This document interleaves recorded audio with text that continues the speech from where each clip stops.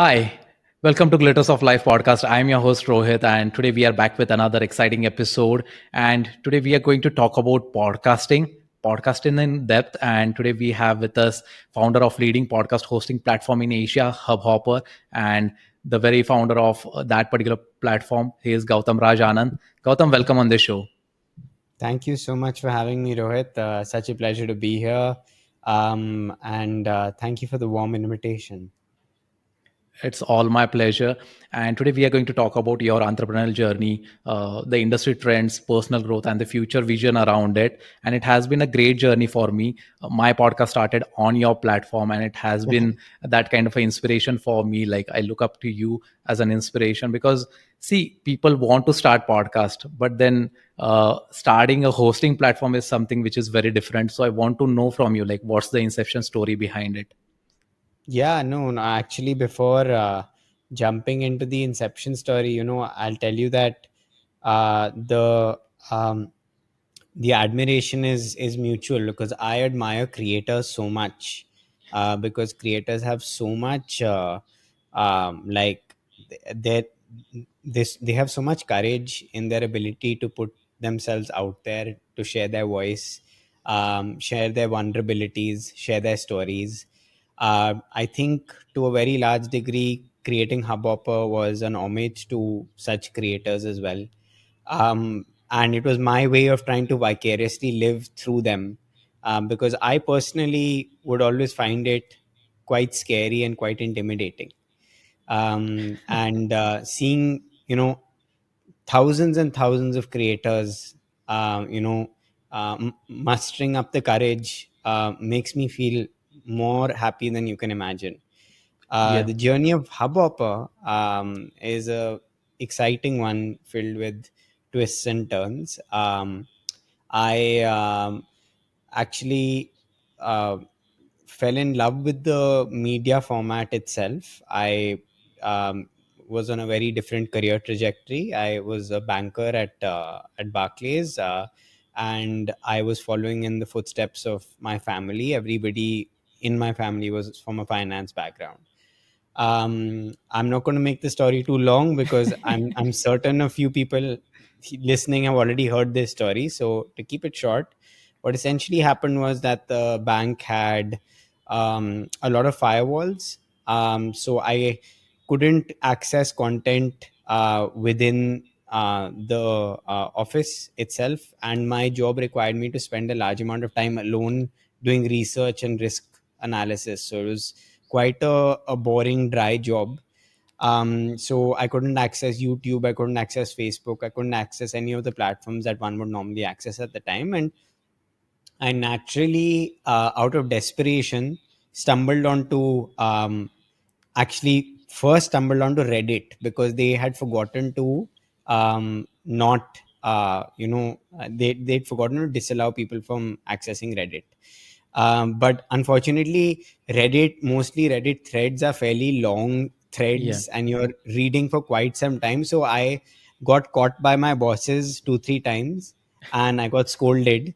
So then I had to find another way to keep myself occupied and keep myself busy.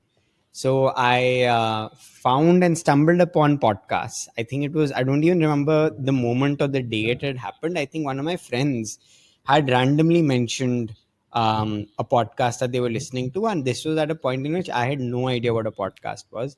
I had no idea what the medium was all about. In fact, I don't even think I'd ever heard the word before, to be entirely honest. So I went in the next day. I started essentially listening, and from that very second, I was hooked. I think the first day I listened to podcasts, I listened to them for 4 to 5 hours, and it was only upwards from there. I started to listen whilst at work, on my way back from work, on my way to work. I started to listen to podcasts while cooking at night, when I was going to bed. And the only thing that was actually changing for me through the process was the genre of content, not the Yeah. format. And it was replacing everything. It was very surprising for me because suddenly I stopped ordering the newspaper. Suddenly I stopped illegally streaming, movies at the time, just prior to your Netflix, etc. I Yeah, so I basically was consuming about 14 hours of content a day, but at the same time I had more time at my disposal than ever before because I wasn't consuming immersive content. So I wasn't reading a newspaper for 45 minutes, I Yeah. wasn't watching something for 2 hours. So I was always multitasking and doing something while listening to podcasts. So ironically enough, I freed up about 3 hours of my day, and I was consuming a lot more and learning a lot more. So the format was, it felt like magic to me, and it almost felt like I was cheating. It felt unfair. So I think the curiosity of why this, of why this medium wasn't a bigger deal, because it had made such a large impact in my life, was gnawing on the back of my mind. And I started to do a little bit of research around the podcasting space. The first sign that I found was that there wasn't much research done at the time, and this was what, 2014, and that I took as a good sign. But Yeah. then I started to basically see what was um, like certain patterns that made podcasting do well, and in what types of markets did podcasting do well. So found a bunch of different stuff that I found quite interesting. So I found things like wherever commuting time was high, podcasting did well. And then I would search, where does India stack rank in terms of commuting? And we were number two. I said, okay, that's really cool. Then I saw that wherever people spend a large amount of time at home, podcasting did well. And then I went and saw on another, graph, time spent at home according to country. I saw Indians spend the third largest amount of time at home in comparison to anybody else. Wherever there were a large amount of languages that existed, podcasting did well. um, you know and then over and above that, wherever data was cheap, of course it would allow for more creators to enter into the fray and more consumers to enter into the fray. Wherever education wasn't a barrier, you could have more creators entering into the fray and consumers entering into the fray, and this was fairly obvious. So I was looking at a large market, and I was looking at an underpenetrated market, Yeah. and a lot of confusion around this market. And I was seeing myself as the guinea pig that was benefiting and seeing the boons of the podcasting space. Didn't think I needed any more convincing, so I after a dramatic series of events, quit Barclays. And actually, I mean, there's one aspect of me quitting Barclays which I guess is safe for me to tell now. So Barclays also had, so I didn't have much money to start Hubhopper with. I only had the money that I had saved from Barclays. So this is something I've actually never told in a podcast before. So in Barclays, they had one ruling which basically stated that if you had got into, we had a 3 month, what's it called, notice period. Now Notice. I couldn't wait for 3 months, right? I wanted to quit and I wanted to leave in 1 month. But if I left before the 3 months, then I would be penalized. I had to pay 2 months' salary to Barclays. But Mm-hmm. they had one bylaw, and that bylaw was that this basically ruling would be set aside in case the in case the individual was going for further studies. Now Okay. I wasn't going for further studies, but ironically enough, um, I had gotten into a foreign university, a fairly good one for my undergrad, which I didn't go to. I actually went to Delhi University. Okay. So I fished that out, and I think I went to Photoshop at the time or Canva at the time, and all I did was I changed the date and I didn't tell my parents, I didn't tell anybody. And I literally went to my boss and I said, I've gotten into college, so I'm going to go. And, and somehow they were kind enough and they agreed. And on the back of that, I left Barclays while not having to pay them. And I kept the money that I'd essentially earned. And with that money, I started to set up Hubhopper, was trying to be as lean as possible at the time. So first it was in a balcony, then it was in a shisha bar, and then it was in a basement. That was sort of the trajectory of our hires. Initially started Hubhopper as a consumption side platform. I don't know whether you remember the time when Hubhopper was a consumption side platform, Rohit. No, Um, like yeah, so actually, Hubhopper had originally started as a consumption side platform because my thesis was that if somebody managed to get all of the podcasts from the emerging markets together in one place and recommend them in an appropriate manner, and that the experience was localized, that would solve the problem statement of the podcast market in emerging markets. It was a fairly shallow thought process, because when I eventually launched Hubhopper as a listen side platform, consumption did spike. So we were right. yeah, And Podcasts were being discovered. Um, and in the initial stages, we also saw a few podcasts getting created and coming in and adding into the directory. But what was very strange was that month on month on month, the number of listeners just kept increasing astronomically. yeah, But the number of creators were not moving at all. And this made no sense to me because it went against the laws of demand and supply. hmm, um, there was finally demand in the market, so where on earth was the supply? And this is when we turned our gaze to the creators, and luckily we were fairly well entrenched into the podcasting ecosystem at this time, that a lot of creators spoke to us. And it was at this point that we learned the true cancer of the podcasting space, and that cancer was that despite the media format being more language agnostic, literacy agnostic, capital agnostic, and all the beautiful things I mentioned, it was very technical to create a podcast.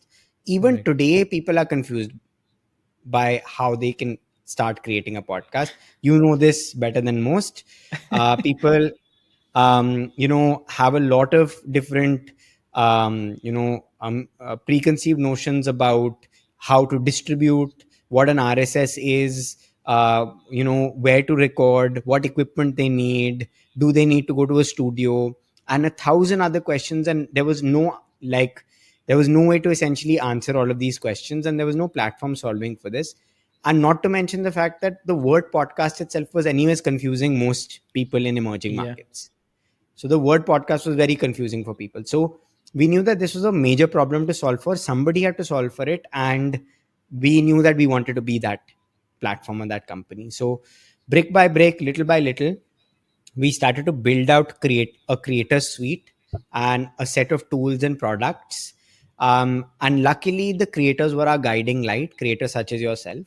Anytime we built something new, the creators always knew what to tell us to build next. And it was very yeah, strange because I think a large part of building a product is just listening and following. That's it.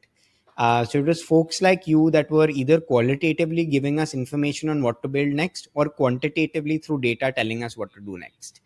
And by doing so, we built out Hubhopper, which today is, in simple terms, a, um distribution platform or a hosting and distribution platform that allows you to do everything that you need with regards to your podcast under one roof itself. It allows you to record, it allows you to edit, it allows you to distribute, it allows you to get all your analytics, it allows you to create your websites, it allows you to create your embedded players, it allows you to create private podcasts, public podcasts, manage your teams, and a whole lot more. And all of this comes from brilliant ideas from the creator. We, in fact, don't even, you know, credit ourselves with any ideas when it comes to what we built within Hubhopper. So thank you to, for folks such as yourself for helping us. yep. Thank you so much for like sticking up with that particular vision, and your story is quite inspiring. The way you started, your research mind played well, I would say. Yeah, I was And lucky. that is something that we have to understand, yeah, because I have seen that like in 2020 I started with my podcast because I wanted to create something for the Indian audience, and that is where I thought like Hindi is the uh, medium or the language that I would be preferring, because of my own comfort as well, because people will be able to relate more through, because we have like it's a huge country, India in Hmm. itself. So which is the platform. So I always had those particular foreign entities as well, like you already know the hosting platform. But then when I came across this particular platform, I thought like I'll be sticking to this. And again, over the period of time, like into 3 4 or 5 years, a lot of changes has happened and I have witnessed all of them. So it is something that I have seen, because uh, it's something that we always get to know, like, oh, this is coming, this is something new, we have to try this. Or again, the AI features is coming, so we have seen those things coming into picture step by step. And that really makes me feel good about that particular process, because when I started podcast, like even I do come from a finance background, I never had the speech tempo tone वगैरह, तो कैसे बात करते हैं यार. So this Mhm. was phone recorder and I was just narrating my voice. It may sound totally pathetic, I would say. I don't love to go to my first few episodes or many of them for certain reasons. But then the industry was new. I was kind of an early adopter into that particular thing. I started understanding that particular platform, and there was always help available in terms of like whenever I would love to reach out to your team members if I required any kind of a help. So I have seen that particular transition into how it has grown and the podcasting industry itself. So that is something which is very fascinating, and I'm loving this process of creating episodes and putting out for the audience, because a lot of things has changed now. And when you were building this particular thing, Hubhopper, Gautam, so what was your thought about like building the founding team? Like how did you ensure that they aligned with your vision? I actually, very interestingly, I think I think a lot of people, there's a big debate and a big argument. Do you hire for like skill or do you hire for culture? And I think we as an organization have always hired for the latter, because when organizations are young, especially, um, I generally believe, job descriptions are very fluid, and responsibilities are very fluid. People double hat, triple hat, and people constantly sort of um, make vertical shifts within the org. So if you're hiring a specialist, um, I think it's scary because you yourself don't know where you're going to be a year and a half from now. So would you need that specialist or not? But however, if you're hiring, um, for folks, as you rightly said, um, uh, believe in you and believe in what you're looking to create alongside them, you're always held in much better stead there. Few rules of thumb are: try as much as you can to hire people whose skill sets um, are not mimicked by your own skill sets. Yeah. They have to be divergent yet complementary. I think a lot of organizations tend to hire, and we've done this as well, tend to hire replicas of one archetype and one individual more often than not. Also because when you're a very young company, you want people to be agreeable and agree with you on every step of the way. So the best way is that if they have the exact thought process and the exact skill sets, then you will tend to have people that are yes men. Luckily we had made a couple of those mistakes early on, and then fixed our um, uh, uh, fix our trajectory, I think, on that front. So people that we hire tend to be culturally great fits but also have very divergent skill sets. We also don't try and be very forceful in terms of somebody's roles and responsibilities. So we've had people that have joined in vertical A and have landed up in vertical D and then have come back to vertical B. And I think that's the beauty of a startup. There's also it's completely horizontal, our organizational structure. There are no sirs, there are no ma'ams. Everybody is at the same position, and you can ask anybody at Hubhopper. This is exactly how the organization runs. And that's really great because even from a growth perspective, we've had people that has started out as interns that now lead entire teams. Yeah. And not just once, but across the board, we've had this happen. um, and it's great to see, something like that, because I know myself that that would never have been a possibility for me at Barclays, for example. Right. So to be able to create and be part of an ecosystem where people are brighter than you, number one, and number two, they aren't, sort of vertically restricted, or horizontally restricted, is quite a, exciting and liberating thing to be a part of. Absolutely, and it is very much required because you never know what kind of ideas they might be giving. And I have seen, like, I have interacted with a lot of people from uh, the Hubhopper, and they have always helped in various ways. The kind of culture you promote, it reflects through the conversation that we always have with them.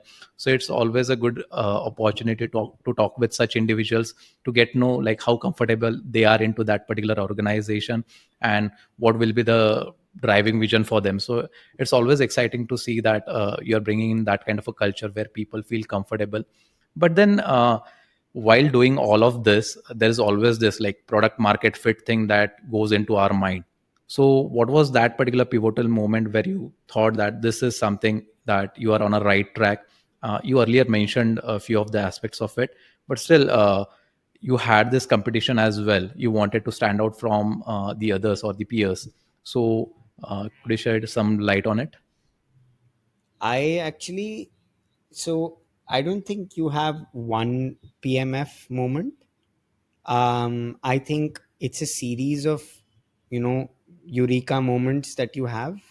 Your first one is also always very special because it's the first time somebody's adopted your product and then they're using it. And but I think every feature release, and every, you know even change in user experience patch that you put out, it's all a part of your PMF. And also because you're dealing with different audiences at different scales. Like, so Yeah. with one TG or one ICP, your PMF moment may be, you know here, and then one TG and one ICP or PMF moment may be, quite a ways away from where you're currently at. I know the answer is ambiguous, but I purposefully try to not, um, you know, s- state product market fit as an end goal, but rather as part of a process. And it's more of a compass than anything else. And that's kind of how we've seen it. And if you see it like that, then it also does open up and allow for you to have doubt, because that's a very natural human emotion. And any founder that tells you that they don't have doubt, is lying, or sociopathic. So you have to create room for, moments where you're cross questioning yourself. It also is great because it'll hit a part of your amygdala which will create the fear response inside you, and that fear response will drive you forward to innovate faster.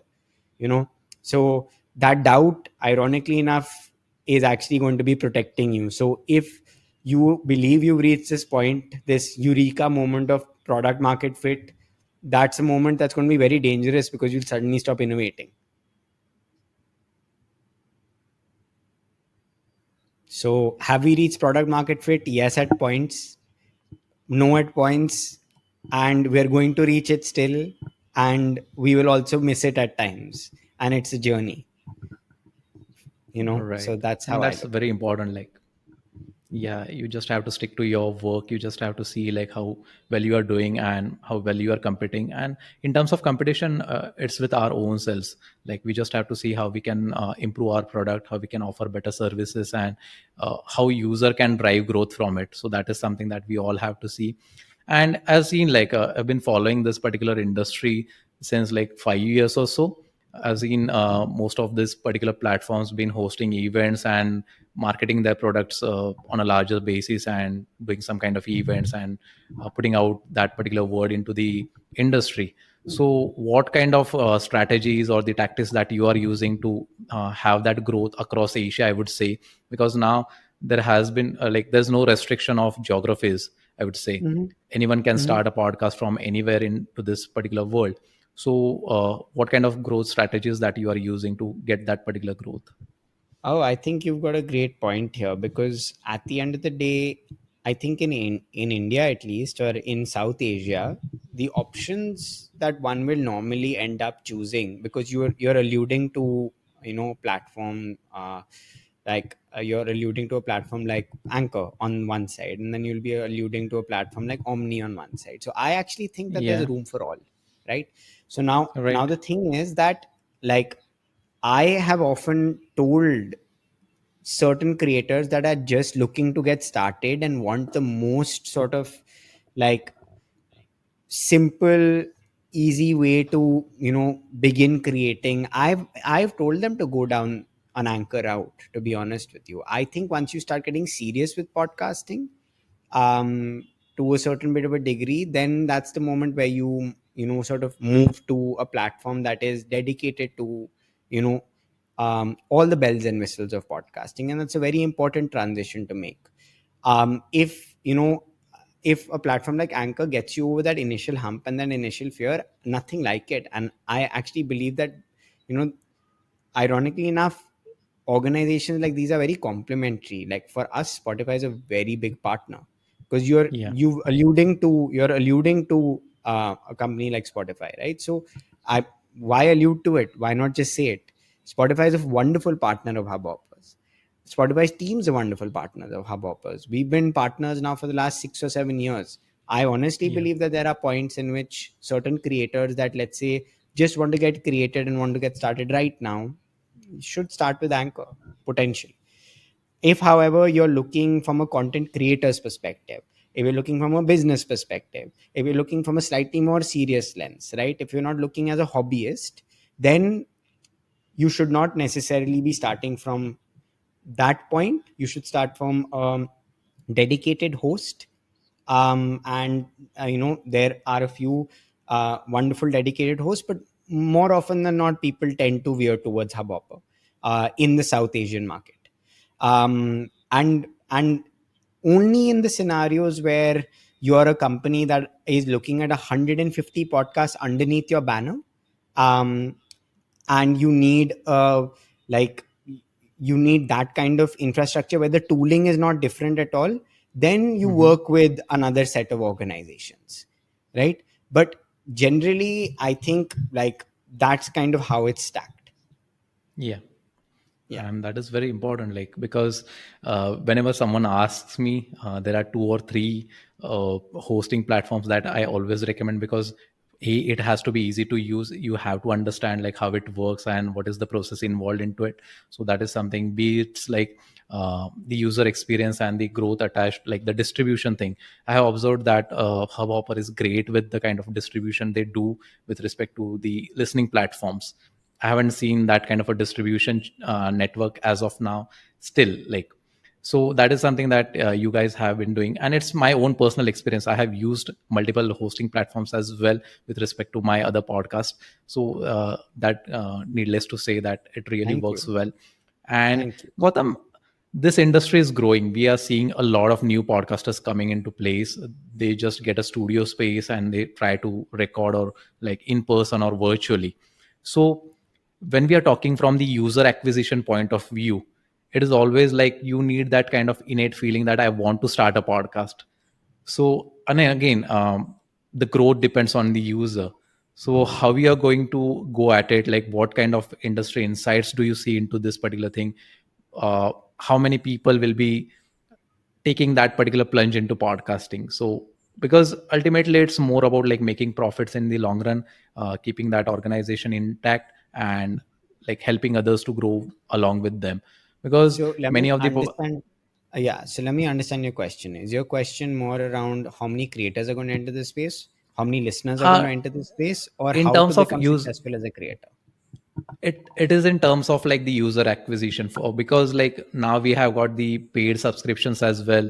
Again, if you're hosting on a certain platforms, they ask you to pay for hosting services. We have seen that.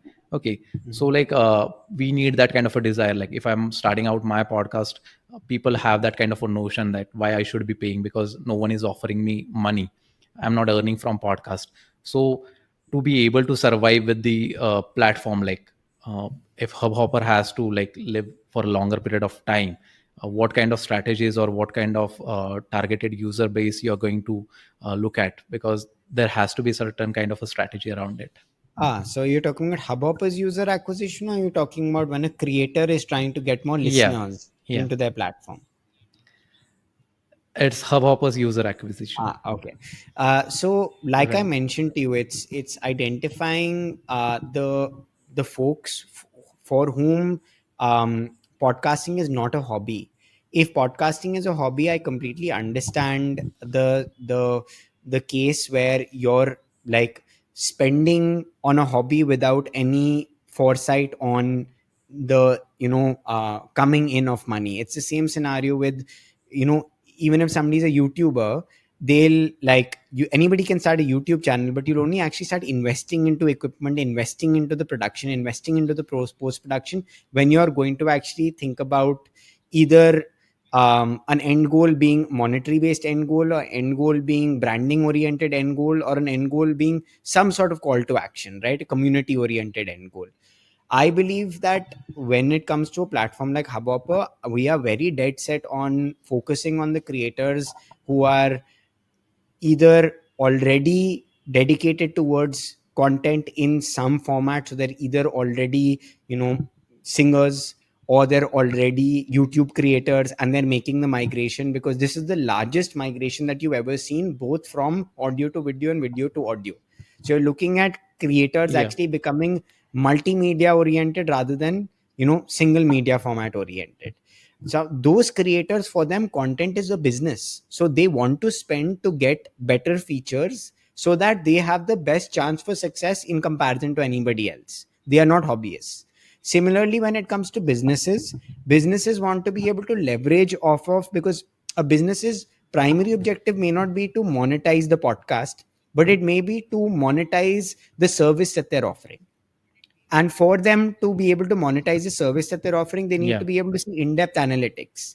They need to be able to, for example, put certain episodes behind paywalls, or behind guardrails, so that they can actually incentivize people to sign up to a newsletter or sign up to something.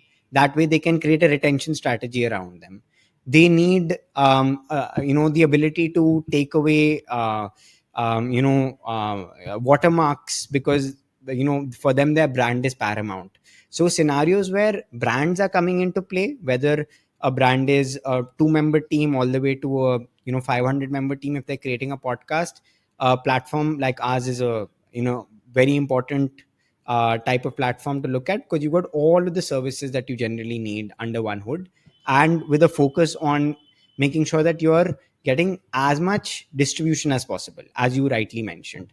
Similarly with content creators, again, for them, creating a podcast or creating video is not something that they're doing for fun and games. It's something that they're doing with a very serious intent, more often than not a monetary intent. Those are once again the people that we yeah, not only see as our core target group, but also the people that we're generally building Hubhopper towards. These are folks that our feature sets are also built towards, right? So going forward and trying to push the boundary of how are these people, when they get an advertiser, for example, how can they put an advertisement across their entire list of episodes by the click of a single button, or how can they create collateral for their podcast that allows them to amplify it across social. And this is all very very important for a content creator or a business, but it may not be that important for a hobbyist. Because a hobbyist that, let's say, is talking yeah, about the archaeology of India and just wants to generally talk about the archaeology of India, that person's doing it as an outlet, because nobody else necessarily wants to be listening to their tales about the archaeology of India. So they don't want to invest much in it. They're not investing in hardware nor software, and they're putting their voice out there, and they should. And I personally believe that they should be as lean as possible and not spend that much. I think you've, like, for example, got right. the you've got a specific pair of headphones, you've got a specific pair of you've got a specific microphone that you're using. If I'm not mistaken, that's the Samsung Q2, right? Yeah, Right, and then you even created a t-shirt. right. Cute to you. Right now I'm looking at you from this perspective. You're Yeah, clearly somebody who's investing into this into your podcast. in the image that I'm seeing in front of you right now, I'm already calculating that you spent 20,000 rupees on your podcast.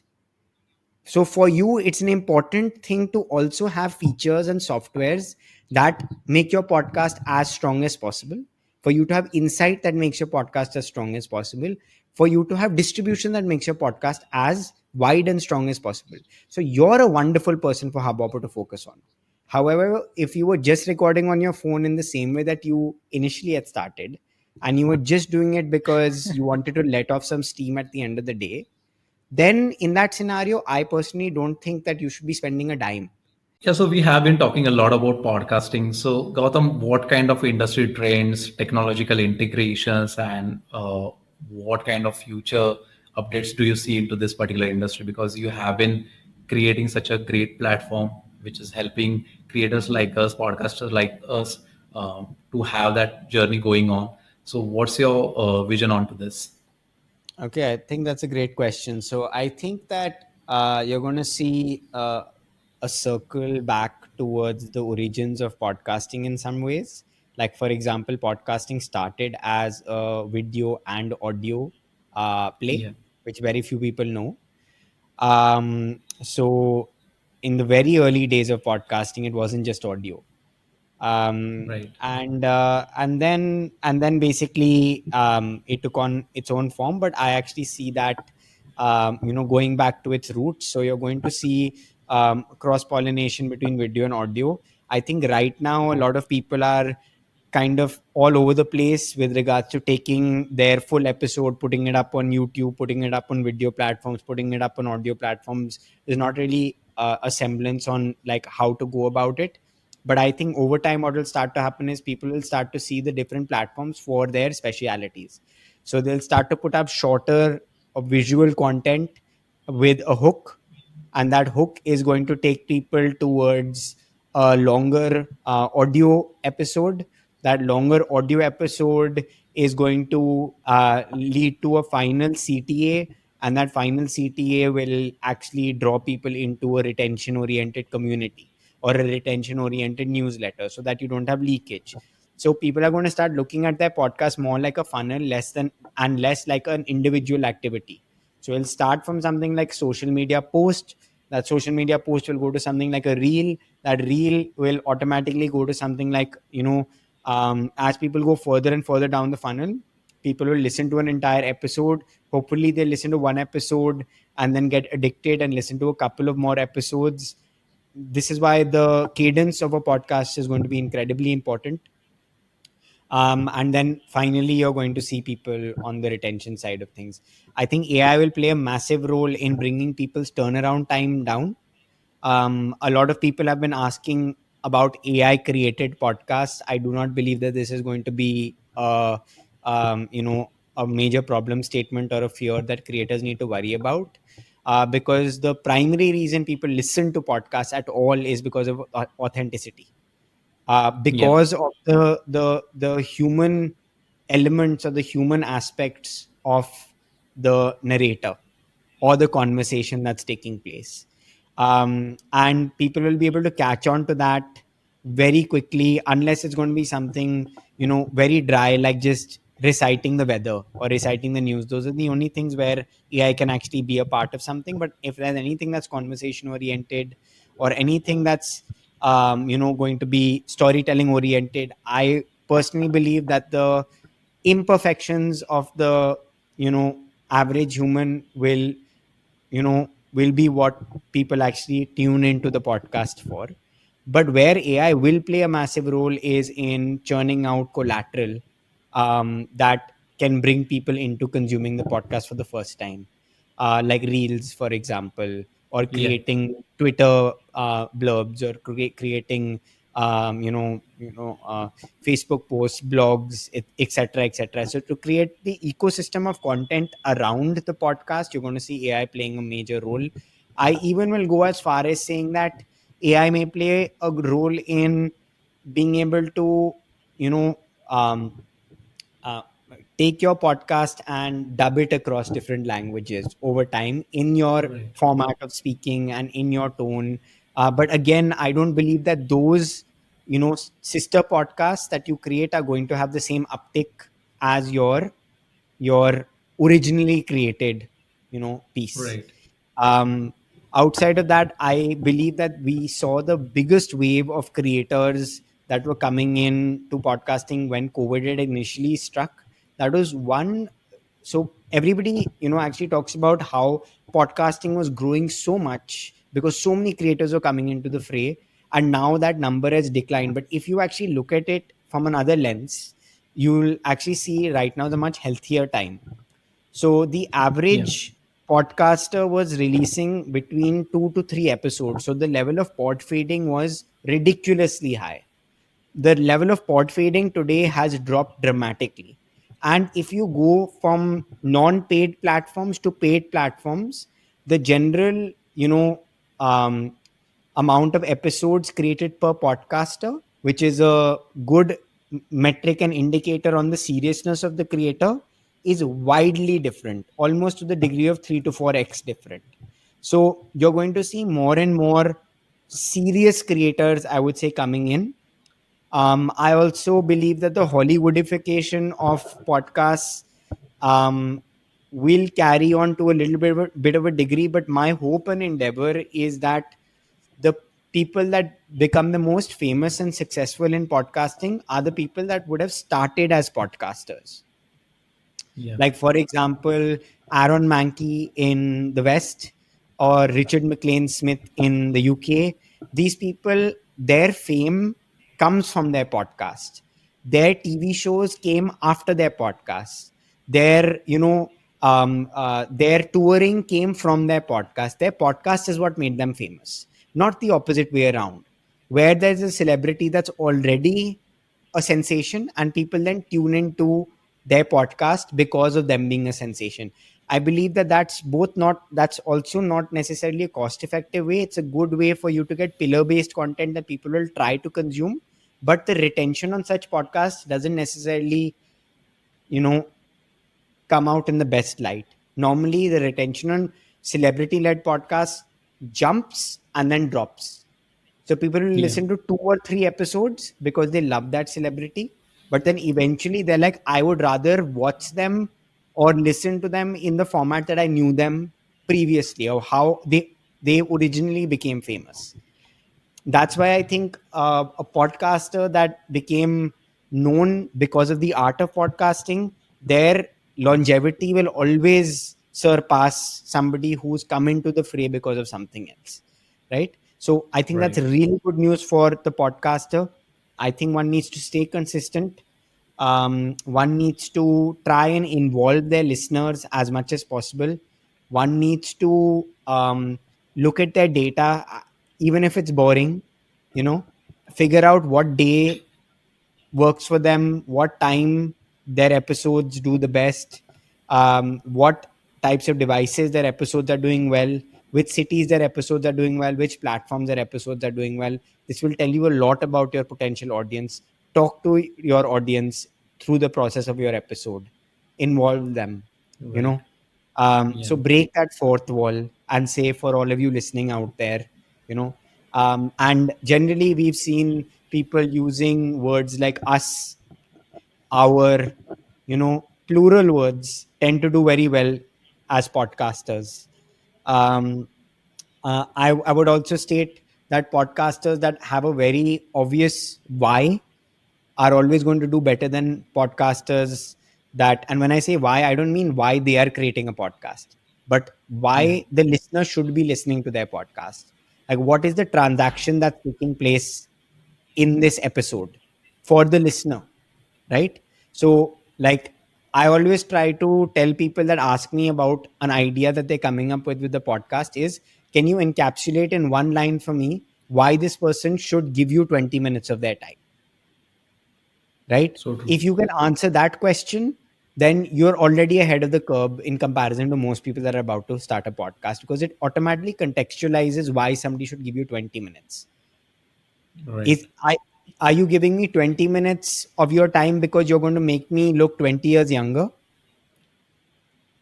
Or are you giving me 20 minutes of your time because you're going to make me 20 times richer, you know, or happier? Yeah. But as long as you tell me that in the byline of the podcast and it is hammered and every episode delivers on that promise, your podcast will do well. True that, true that.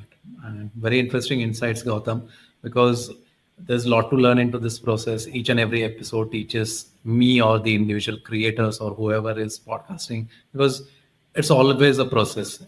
You always get to learn, you always get to know like how to handle those particular situations. You churn out data, see what is working for you, how you can improve at that particular part, and again make changes accordingly. Because ultimately, it's not for you. People has to like that particular, like people have to like that particular topic. People have to consume those 20 minutes, as you said, and that will help you to grow into that particular domain. And for that particular thing, like we at Done For You podcast recently launched this particular platform, like Indian Podcast List, which is the directory of all the podcasts. We always wanted to bring out podcast at one place, because again, me as a podcaster, we always looking for another podcaster who is doing well into my own niche, or people want to listen to the other shows, and all they have to do is like the application hopping. They are on Spotify, they are on Apple Podcast, and they are not able to find it through the genres or the other categories. So what do you think about such kind of medium? Like, I think you are doing something very valuable. And I think that if you identified a problem in the podcasting space and you've been in the podcasting space for 5 years, it's a problem that has some weight to it. And yeah. I commend you for putting the time, effort, energy, resources into building it out. And all I would essentially state is go deeper, keep digging the hole deeper and deeper into what you've done. I think a lot of creators will definitely benefit from it, as well as potential listeners, like especially if there's a specific genre and a specific type of podcaster I like, and the platform is able to tell me in that genre, language, and format that these are other podcasters from your part of the world.